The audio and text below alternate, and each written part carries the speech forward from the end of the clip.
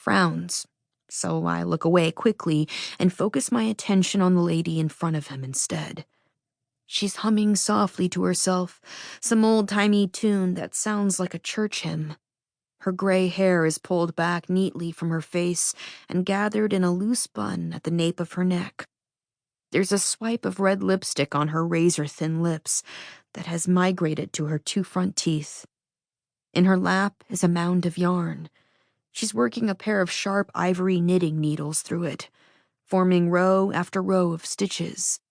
The needles create a click-clack rhythm, an underlying beat to her humming.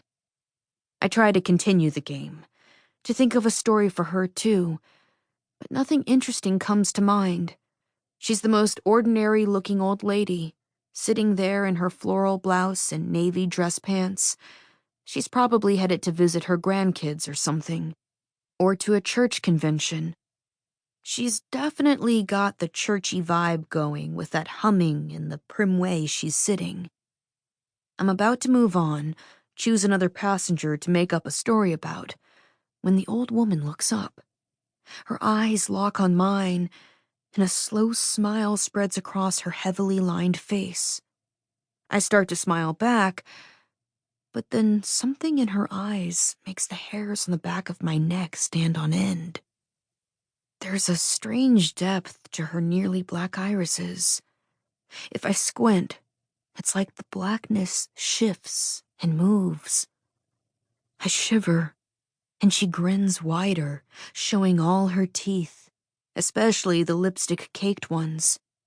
The pointy tooth to the right of them is a different color than the others, a weak tea brown that turns my stomach. I bet she has bad breath. I glance at Kiara to see if she's noticed the old woman, but Kiara's busy fiddling with her phone, her fingers tapping furiously across the screen. I turn back to the old woman. She's still watching me with that weird smile, her hands clacking those bone-colored needles together with an almost brutal force, laying down stitch after stitch, her gaze glued on me. I inhale sharply, and she smiles impossibly wider, her lips stretching taut. "Well, hello there, dearie," she murmurs softly, her voice musical, if a little creaky. Her eyes widen a bit, and those black irises seem to get bigger, until the whites are nothing but slivers. But then I blink, and they're back to normal again. What was that? I shake my head to try to clear it. A whisper of cold air caresses my neck. It's totally impossible, but I could swear it's not air at all. It's the old lady's fingers on the base of my skull, playing with my hair. I nearly stumble backward, but then the line starts moving again, and I'm propelled forward instead, past the old woman and toward the back of the plane. She was weird, I murmur to Kiara. Who was? Kiara continues tapping her phone while she shuffles down the aisle. That old lady, near the front? Super creepy. Aren't all old people? Kiara asks. I glance over my shoulder, half expecting the lady to be turned around staring at me. But she's not. Only the crown of her silvery head is visible over the top of her seat.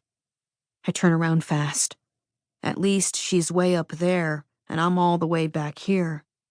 But as I head down the aisle, the click-clack of the needles seems to follow me. I can't shake the sound. Click, clack. Click, clack. Click, clack. Alarms start going off inside my head. Run. The thought pops into my head unbidden. Turn around and run. But I don't do that anymore. Not since Halloween. I touch the locket around my neck. Not since Emily died. I take out my earbuds and jam them into my ears, then amp up the volume on my phone to a deafening level. I'm on the plane. I made it this far.